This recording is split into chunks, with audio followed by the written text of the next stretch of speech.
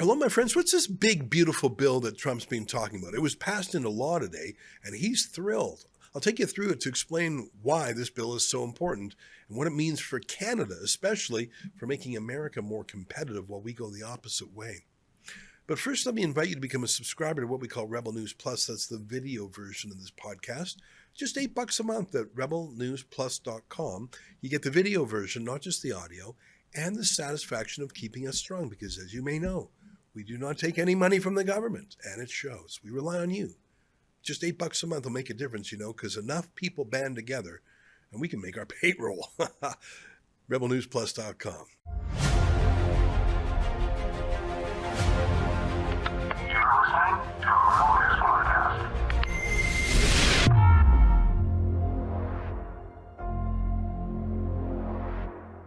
Tonight, what was Trump's big, beautiful bill, and why did he fight so hard to get it passed today?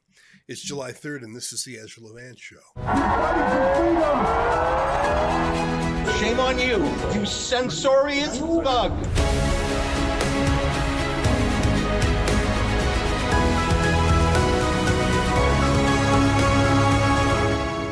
Well, tomorrow is the 4th of July, Independence Day in the United States, but the celebrations at the White House began today with the passage of Trump's big, beautiful bill. That's what he actually called it, which sort of makes me chuckle.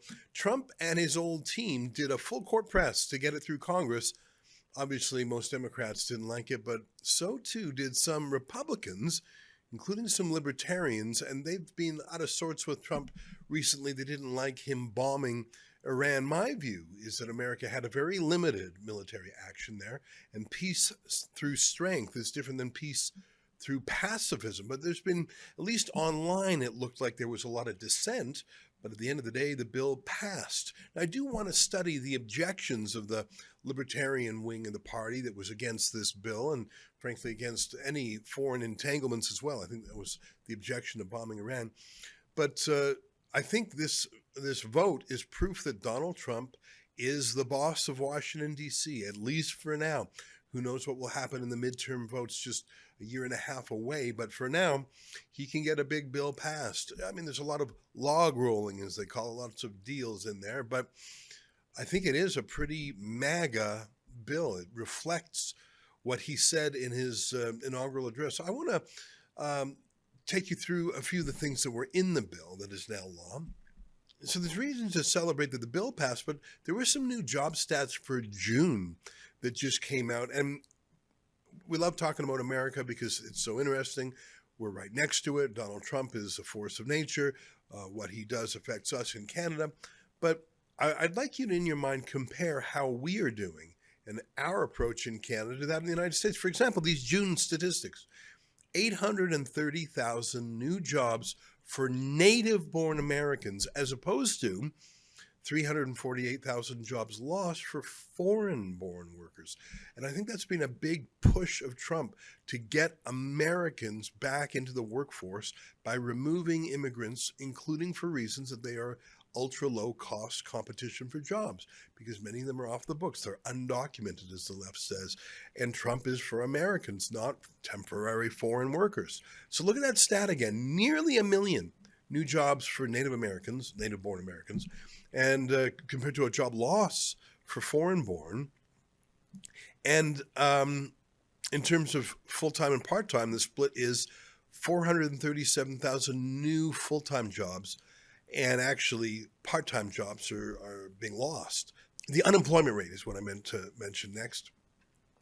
It's 4.1% in the United States. That is so low. That's down from 4.2% just a little bit. A lot of pundits expected it to go up. They thought, well, Donald Trump is going to punish the economy with his tariffs. The economy seems to be absolutely loving things. And one of the things it's a trick in Canada, our job numbers look good artificially, not as good as America's, because the government just keeps on hiring. And those are typically full-time jobs, very highly paid jobs. In the United States, the number of people employed by the government fell by 275,000 in June, down about 500,000 since Biden lost. So the gains are for American citizens in the private sector in full-time jobs. How's that not winning all over the place? Anyways, my point is that was some good news that the administration got today. Let me take you through some of the themes of the big, beautiful bill. And you know what? I don't want to pretend I'm an expert in this bill. In fact, I'd like to get some American commentators to help me unpack it. But again, some of it is really easy to understand. I don't think you need to be an expert to understand what tax cuts in the United States will do to Canada's business community and our competitiveness. I mean, we're already having a tough enough time because of tariffs. But what if they cut their taxes down there? In fact, that's one of the selling points of the big, beautiful bill. It makes the 2017 Trump tax cuts permanent, lowers taxes for individuals and businesses, increases tax deduction for individuals and married couples, tax relief for small businesses and freelancers. One of the moves that Trump did, which I think stole some thunder from Democrats who like to portray themselves as standing up for the little guy, is Trump talked about no tax on tips. You know what I mean? So who earns tips? Well, I mean, obviously waiters, bartenders, people like that. No tax on tips. That is such a blue-collar, entry-level, pink-collar campaign pledge. It sounds like something the Democrats would say. No, it's Trump's. He's also not having tax on overtime. Now, I don't know how you exactly police the no tax on tips, because now you're really it used to be that workers, and I was a waiter back in the day when I was a teenager, you sort of hid what your tips were. Maybe there's a real incentive to maybe not disclose what you made in cash. How would the government know? Well, now, the more money you make in tips, the more money you make tax-free. So I don't know how it's going to be policed exactly, but in a way, I don't care. The point is the taxes are going down, and especially for, quote, the little people. I mean, it's one thing for the Democrats to say every billionaire is a policy failure. That's a phrase I heard that Democrat who's leading the polls for New York City mayor say. But no, Trump is a billionaire, but I think he's got more blue-collar sensibility than any Democrat around. You know, experts say a lot of things, but experts who crunch the math here, the Council of Economic Advisors, says his big, beautiful bill could mean more than $13,000 more in take-home pay for a family of four. Like, just stop and think about the size of that. By the way, that's in real U.S. dollars. So that's pretty much like 20,000 Canadian dollars more take-home pay for a family of four. Like, where is that for us? It's not even a dream for us. It's not even a possibility. We all know that everything's going the opposite direction in Canada. It's going to be more taxes, not less. I mean, it's hard to even imagine a Canada where a family of four would get a $20,000 tax cut, and I say that in Canadian dollars. He's got special help for small business in there about expensing. I'm not an expert in accounting, but he's trying to really juice private industry, as opposed to the Democrats and the liberals in this country who love government, quote, investments. I hate that, and every politician in Canada does it. When they spend money, they call it an investment. Here's Trump cutting taxes to let the private sector actually make investments. So that's the money side. And I say that because the U.S. economy is about to really have its golden age again. And I know that sounds a little bit jingoistic, but oh my God, it is absolutely going to. In fact, it's already showing strength that exceeds expectations. And with this bill being passed, how could it not? And again, who are our chief competitors? Who is our market? It is a sad thing that they are our chief competitor, and they're going to clean our clock. I mean, the brain drain. Talk about the brain drain.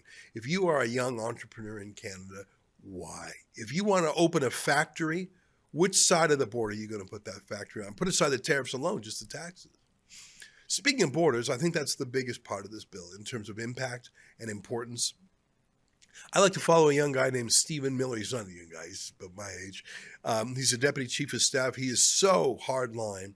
He's interested in a lot of issues, but immigration is by far his most passionate issue. And he has taken to Twitter in recent days saying that passing this bill was of civilizational importance, as in if we don't do this now, it'll never be done. Yeah, there's estimates that vary, but I've heard the number 13 million illegal migrants just walked across that southern border, and some from our northern border too. into America during Joe Biden's disaster term. And that was on purpose, of course. There was no physical reason why Biden couldn't keep him out. Trump didn't need new laws or new budgets to do what he did in his first week. But I tell you one thing, this big, beautiful bill is so enormous, and its almost obsessive focus is on immigration, which, when you think about it, has been the core Trump promise in 2016, 2020, and 2024. The Customs and Border Protection Service, CBP, that's what they call their border guards, in their last year's budget was $17 billion, which is pretty big. And ICE had a budget of around $9 billion. This new big, beautiful bill quadruples the border police budget and triples ICE's enforcement budget. All told, the global budget for the border, for detention, for deportation is about $150 billion, which is more, I think, than any military in the world, other than the United States own military. I think that's more than any other country in the world spends on their real army. I'd have to check to be certain of that. But in a way, that's what it is. America was invaded. That's what you call it when foreign nationals illegally cross the border. That is, and some of them were not, quote, hostile, but they're illegally.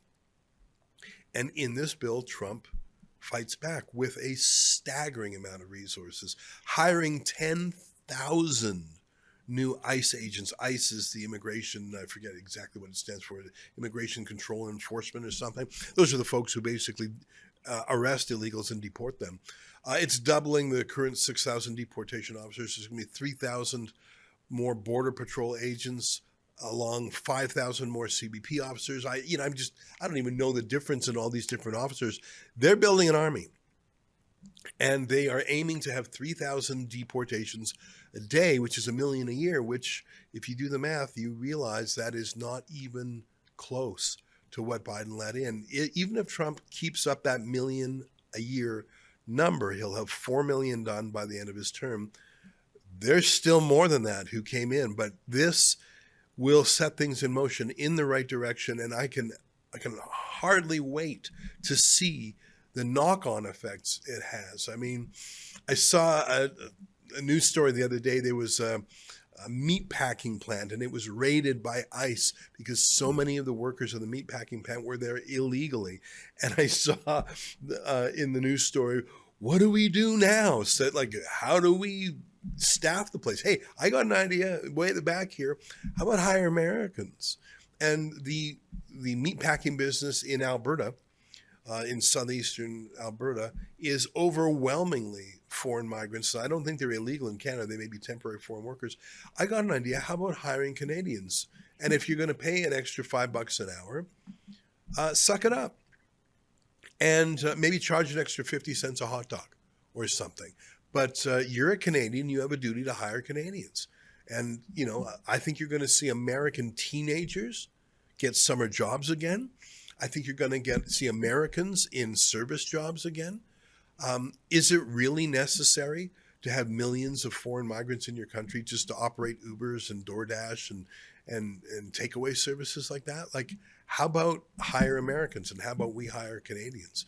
The detention capacity, they're more than doubling it to 100,000 to hold daily. Family detention centers, which is what Trump has said before. He has said, when he was asked, do you break up families? He says, I'd rather not. So they all have to go together. Welcome to a grown-up being in charge of politics for once. Hey, there's another move that Trump announced a few days ago with Ron DeSantis, who, by the way, was his rival in this year's primary. So I'm delighted to see them working together. And Kristi Noem, the Homeland Security boss, was there. Just let me play a minute of, and I don't know if this was DeSantis's idea or Trump's, or it might be Stephen Miller's, but one of the problems, of course, is immigration judges. First of all, there's a huge backlog. Second of all, they're all ideologues.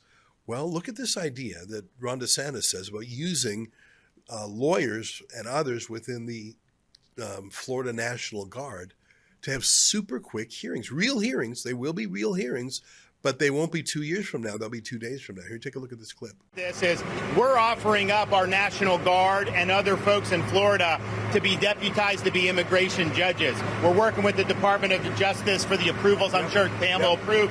But then I'll have a National Guard judge advocate here. Someone has a notice to appear. Biden would tell them to come back in 3 years and appear. Now you'll be able to appear in like a day or two, so they're not going to be detained, hopefully, for all that long. We'll have people here in this facility that can make, it's a bureaucracy. The president's got to deal with the bureaucracy. Now, that Supreme Court ruling was good because that's going to allow him to be able to exercise Article 2 the way founders intended, but you still have bureaucracy. So we want to cut through that so that we have an efficient operation between Florida and DHS to get the removal of these illegals done. I think that's the favorite thing I've seen in a week. Anyway, there's a few other things in this big, beautiful bill. I mean, as far as I'm concerned, immigration is more important than everything combined, but they do have a tax credit for metallurgical coal. I don't know if you know what that is. There's some coal that you burn for power plants, but metallurgical coal is a special coal that you use to get a certain extreme high heat, high enough to melt steel. Like, you cannot make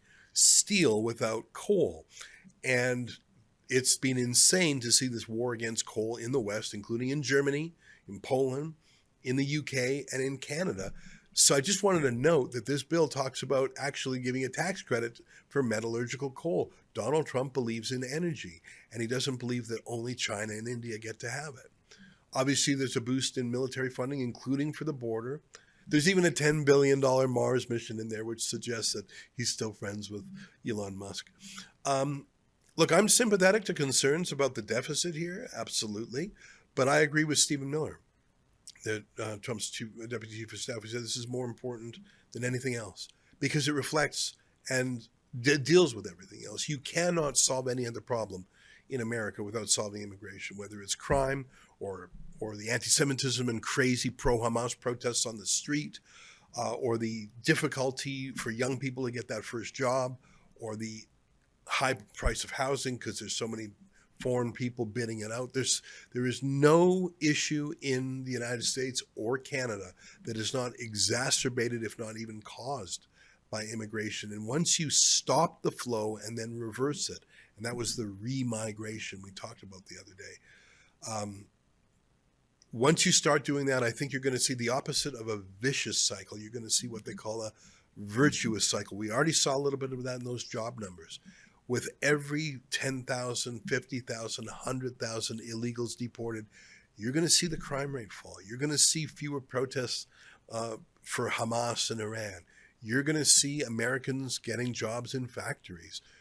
I think that Trump really is applying a simple but difficult plan. And he really staked everything on this big, beautiful bill, and he got it through. And I know there were those, including Elon Musk, who thought it did not deal with wasteful spending enough. And you know what? He's dead right.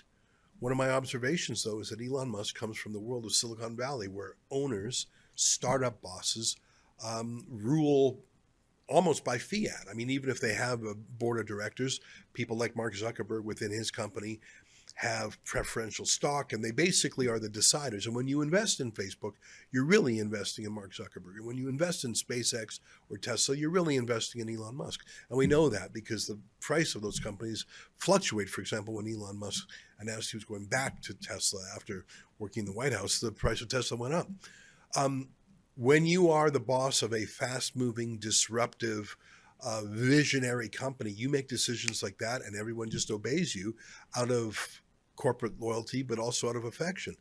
That's not how it works in a bipartisan Congress.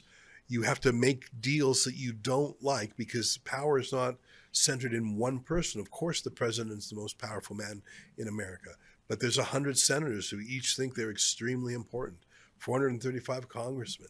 And there's a lot of jostling and toing and froing to get a bill with this magnitude passed with its immigration provisions will make the deportations more serious. And by the way, it won't be the last country to do so. I predict that Prime Minister Nigel Farage in the UK will follow this path. He'll see Trump and say, oh, it's possible, we might do it. I think in the Netherlands, when they're having another election later this year, you could see Prime Minister Geert Wilders doing the same thing. I think if France ever has a fair election and Marine Le Pen becomes president there, you might see it there. I think the world is moving towards remigration, and Trump is leading the way. Anyways, that's my update. That's my take on the big, beautiful bill. But I will get some Americans on the show to help correct my errors in the days ahead. Stay with us. More after this short break.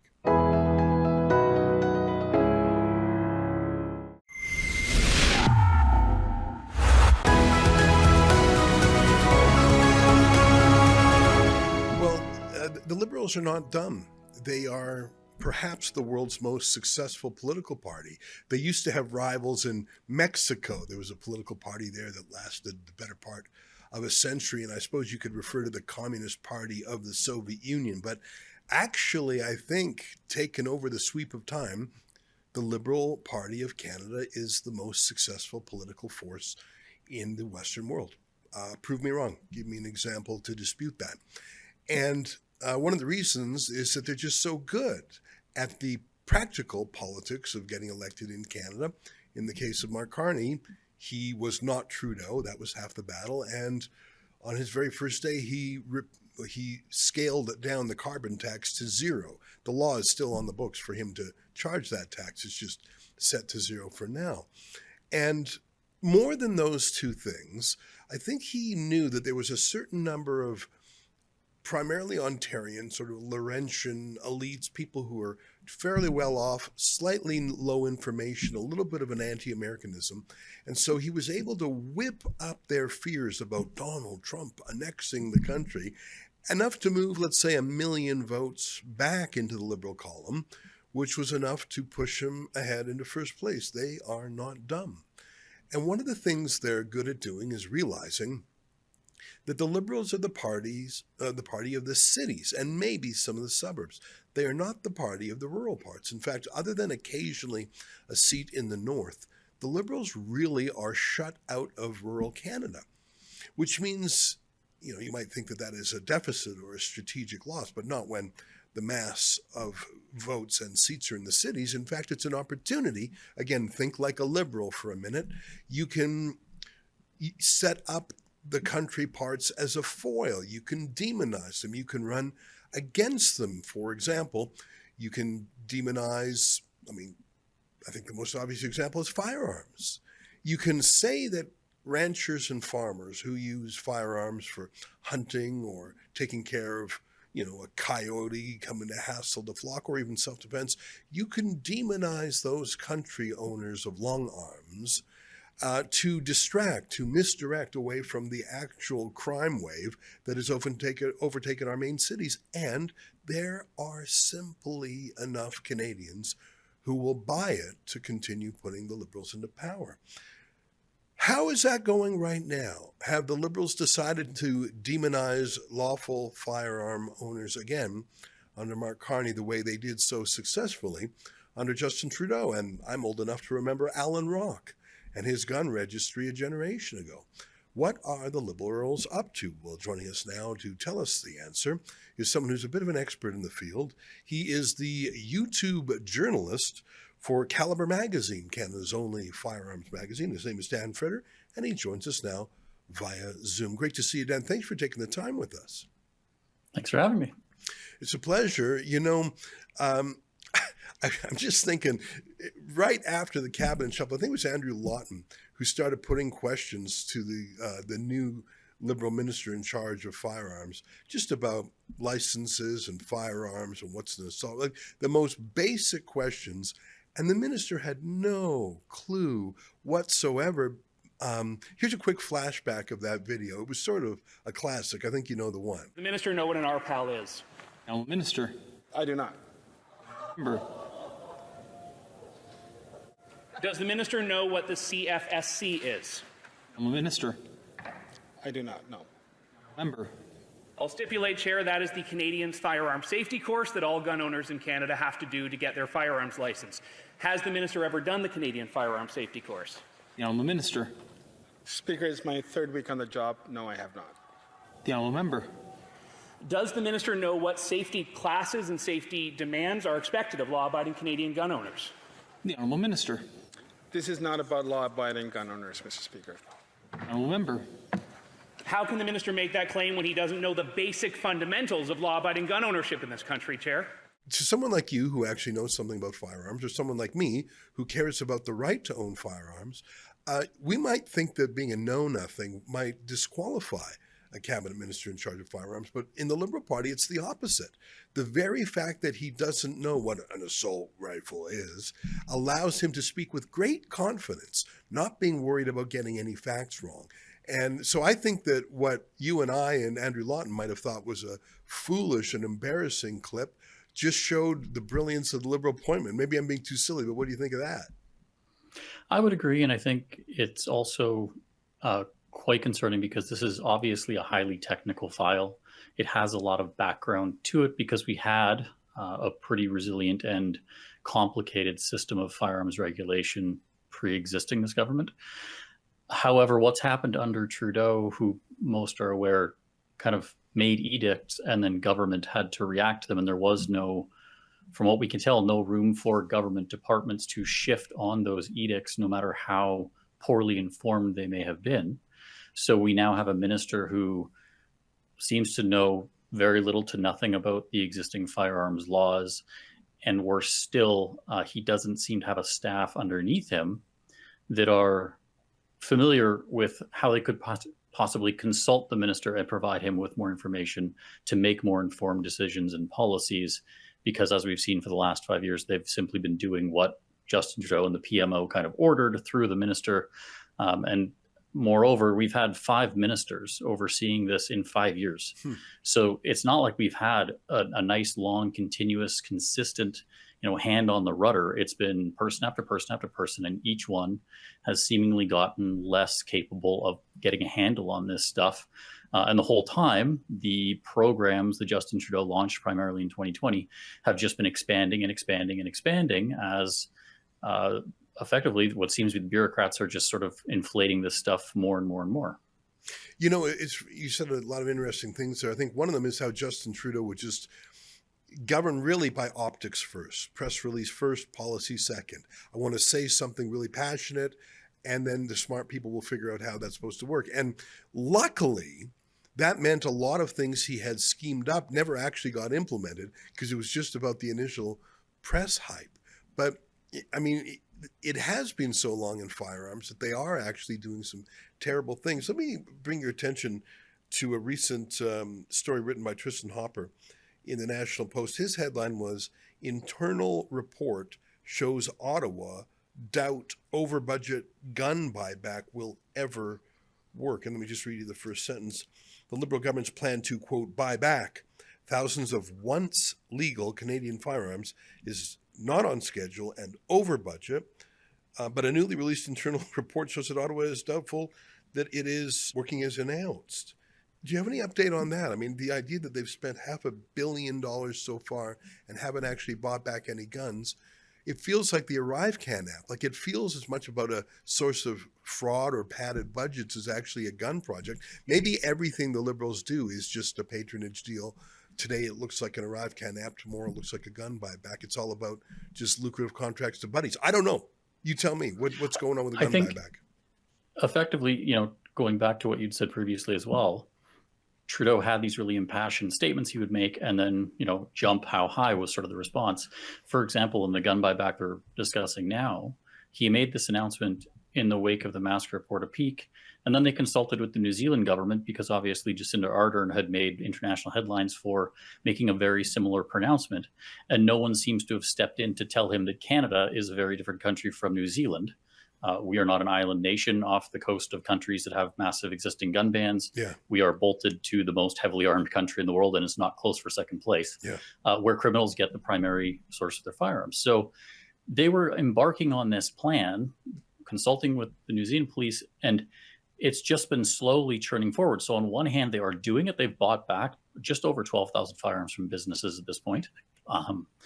But it's not getting it's taken 5 years for them to do that, and those are businesses. It's a very small number of the overall firearms they're targeting. It's just sort of crawling towards an eventual failure. And moreover, you have to be careful because I think the government will frame a lot of this discussion around buyback, and they have in the past, around the getting of guns is the success of this program, instead of looking at, does it have any impact on public safety. And in that regard, since 2015, violence with firearms in Canada has increased relatively steadily. It is about 19% higher today than it was in 2015.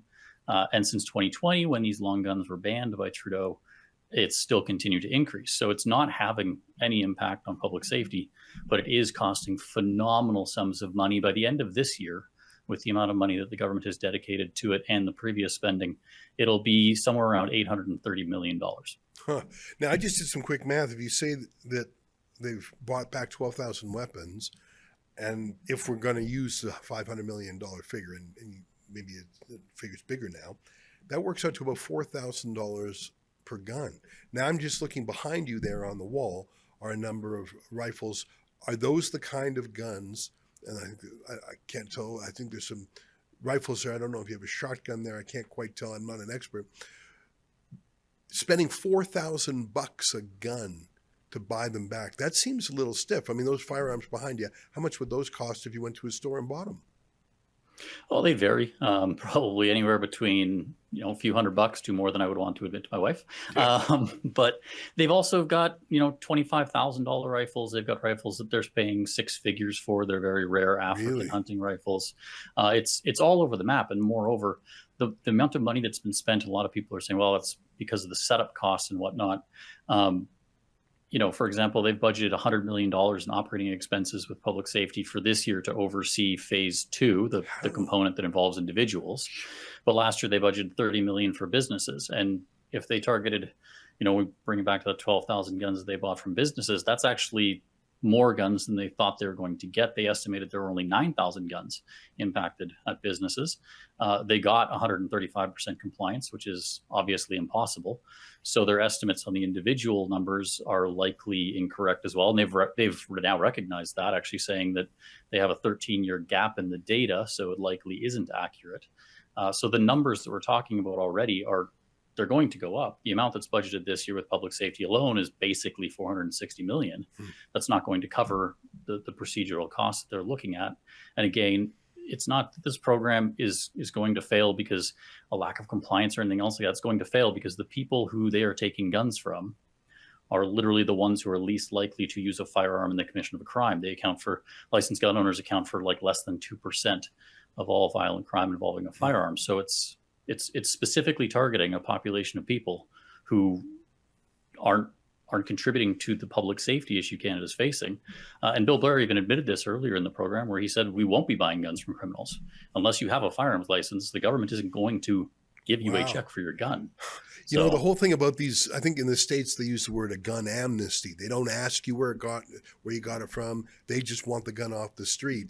If you're literally saying you have to show you have a license to sell to us, by definition, you're not going to get a single illegal gun. By definition, no. by virtue of the engineering of this plan, you cannot get illegal guns off the streets if you require a license. That seems like the opposite of what they should be doing. Oh, it is. And your comparison to the ArriveCan app, it's very timely for current stuff. But for those that have longer memories, remembering the long gun registry, this is a program doomed to fail because the targeted population isn't contributing crime. But unlike the ArriveCan app, it also can't end, because the amnesty that currently exists for gun owners, like right now, if you own these firearms, you just have to keep them and store them away. You can't take them to the range, you can't sell them, you can't transfer them, you just have to keep them. And we've been told by the RCMP to wait for the program to launch so that you can get them sent off and destroyed. That amnesty is likely going to be around in perpetuity because the Crown is not terribly interested in charging people with possession of a prohibited firearm if you have a license and you didn't even know that it was illegal, because in a lot of cases, you're dealing with people that live, like you said, in rural areas. They may own a firearm, but they are not gun nuts, so to speak. They don't read about it. They don't bother interfacing with a lot of news sources. And because they have banned, at this point, tens of thousands of varieties of firearm, there's plenty of people out there who own these guns and are still using them and have no idea that they're prohibited whatsoever. And those are the sorts of people the Crown does not want to charge. So this amnesty is going to be around forever, just like the long gun registry amnesty was, which means that the program is going to have to remain funded for just as long. There's no point, because most of these guns are non-restricted and thus not registered.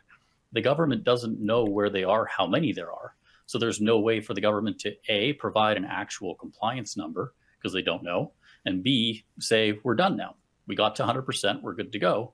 So they're just going to have to keep putting money into this, like the long gun registry. So as we are now knocking on $1 billion by the end of this, by March, that number will just continue to keep snowballing. And, potentially we'll see the same thing happen that we saw with the long gun registry. Eventually that number becomes big enough that the average person sort of recognizes they're not getting value for it, and they'll just scrap the whole thing. Because it can't meet its stated goal, but it will certainly cost a lot of money. Hopefully that's sooner rather than later. Yeah. Well, it'll be interesting to see how aggressive and interested Mark Carney is on this file. But he's a winner. I mean, he just won, and he wants to win. And I mean, I'd have to look at the electoral map, but I don't think he has any significant rural MPs. I'm not saying he has zero, but it's got to be close to zero. He doesn't care.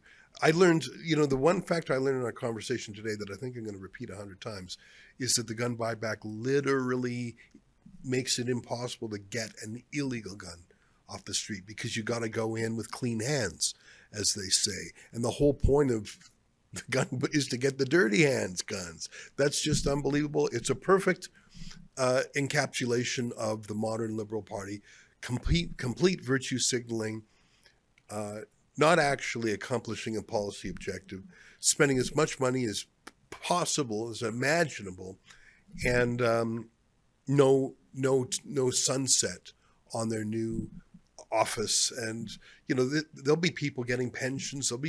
This could be a government office that's open for 100 years. I guess what I'm hearing from you, Dan, is liberal business as usual. Last word to you.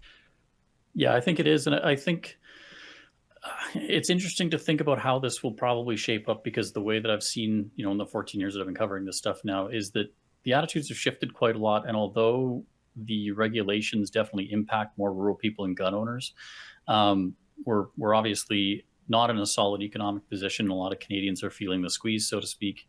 And I think that no matter where you live, whether or not you have a gun owner or you own guns, that the cost of this program it will probably have an impact on the credibility of Mark Carney as a fiscal manager, which is obviously a huge component of his image. Because if people are looking at services getting cut because we have to make, NATO commitments and stuff like that, we aren't made of money. There is no tree in Ottawa that it just falls off of, unfortunately. So we are going to have to cut things, and people will start to look at programs like this and go, well, why isn't this being cut? Why can't I get a doctor for 3 weeks or 6 months, or however long it takes wherever you live, but we're going to spend $1 billion taking guns from people who have licenses that say you've literally not committed a crime? Yeah. That doesn't make a lot of sense to anyone. So it might take some time to get there, but it might have an actual impact. And it'd be interesting to see how guns may elevate into a broader political perspective than being the niche issue it's historically kind of been regarded as. Well, we'll keep our eyes on it. Dan Fritter from Caliber Magazine, great to meet you. Thanks for your time with us today. Thanks for having me. Right on. Stay with us. More ahead.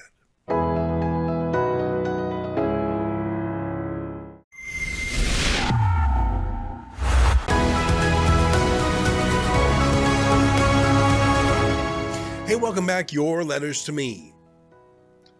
On remigration, Sherry Hinton says, I love what President Trump is doing. I live in Arizona, border state. It's time action is taken. I hardly can afford food, let alone have non-citizens take my children's food. Bravo to our president.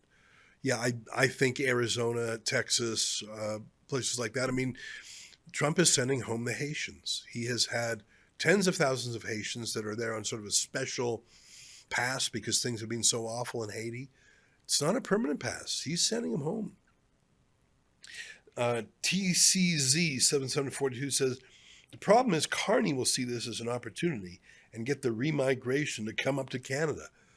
You know what? Don't give him any ideas, but it wouldn't surprise me. I mean, my theory is those Swedish Somalis took the payment from Sweden and are moving to Ireland because they are moving on to green fields, greener pastures. We are so unsavvy in Canada. It makes me sad. One last letter on Glastonbury. That was that music festival in the UK that had all sorts of pro-Hamas commentary. Razor says the saddest part is that he likely won't face any legal repercussions. Tommy Robinson gets in prison for exposing the truth about Islamism, but this guy walks free like nothing happened. I think you're exactly right. In fact, Tommy made a tweet to that effect. I think it was yesterday. He said if he had gone on stage and said the insane things, and it was more than that first initial clip. There was a whole rant he went on about death to him and death to him. Tommy would have been arrested that moment. Yeah, there's two-tier justice in the UK, isn't there? Well, that's our show for today. Until tomorrow, on behalf of all of us here at Rebel World Headquarters, to you at home, good night, and keep fighting for freedom.